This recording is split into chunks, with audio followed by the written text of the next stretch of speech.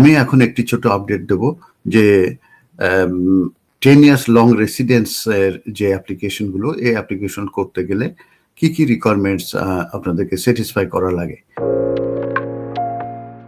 প্রথম হচ্ছে যে এই 10 ইয়ার্স লফুল রেসিডেন্স আইলারটা কি। তো এটা হচ্ছে যে 10 ইয়ার্স লং রেসিডেন্স আইলার হচ্ছে বা indefinite leave to remain in the UK হচ্ছে এটা একটি রুট টু সেটেলমেন্ট।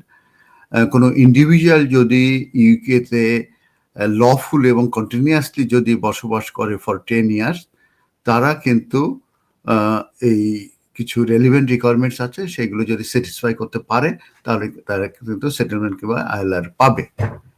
এখন এই যে ইন্ডিভিজুয়ালের কথা আমি বললাম, তাকে অবশ্যই ইউকেতে লিগালি থাকতে হবে ফর 10 ইয়ার্স, এবং সেই ক্ষেত্রে উইদাউট সিগনিফিকেন্ট অ্যাবসেন্স থাকতে পারবে না, এবং সেই ক্ষেত্রে সেই ইন্ডিভিজুয়ালকে মিট করতে হবে রেসিডেন্স যে ক্রাইটেরিয়া আছে সেটা।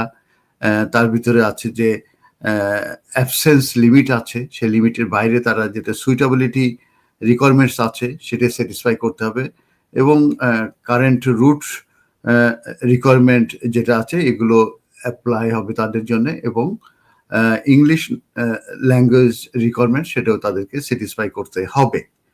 আর আরেকটা ইম্পর্টেন্ট জিনিস আসছে যে সেটা হচ্ছে কন্টিনিউয়াস যে রেসিডেন্স, অর্থ হচ্ছে lawful residence in the UK for 10 years without gap, এবং সেক্ষেত্রে বলেছি যে সাবজেক্ট টু যে পারমিটেড যে অ্যাবসেন্স আছে রুলস সেটা তারা থাকতে পারবে, কিন্তু কিছু কিছু কিছু ভিসা আছে, রুট আছে, সেই ভিসাতে যদি থাকে সেইগুলো কিন্তু এক্সক্লুডেড হবে, সেগুলো কিন্তু কাউন্ট হবে না। সেগুলো হচ্ছে ভিজিটর ভিসায় যদি কেউ এসে থাকে সেগুলো সেই টাইমটা কিন্তু এখানে স্পেন্ড করলে কাউন্ট হবে না।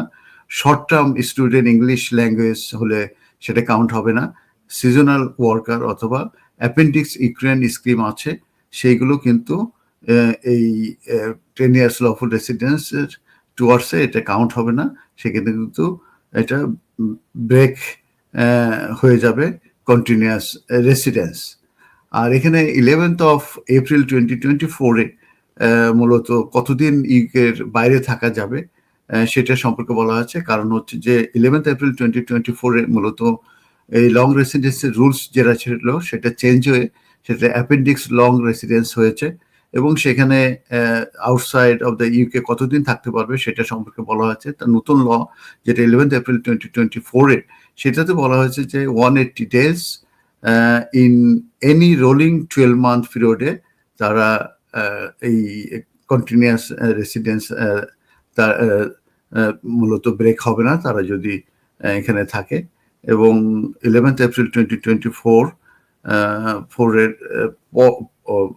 আগে যারা ট্রানজিশনাল পিরিয়ডে আছে তাদের ক্ষেত্রে বলা হয়েছে 548 days টোটাল অ্যাবসেন্স লিমিট, এবং 184 days সিঙ্গেল অ্যাবসেন্স লিমিট এটা রয়ে গেছে।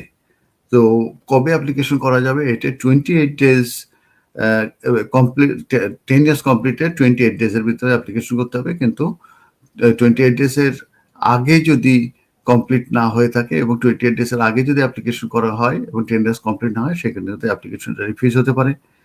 এবং এটার ফিস হচ্ছে 3,226 পাউন্ড, এবং কেউ যদি যে ডকুমেন্টগুলো লাগে সেগুলো passport, travel document, immigration history, evidence of grants of permission, এবং schedule of absence from the UK, যেটা কাভারিং করবে দ্য রেলিভেন্ট কোয়ালিফাইং পিরিয়ড, এবং 3C কেউ যদি থাকে সেটাও কিন্তু এখানে কাউন্ট হবে।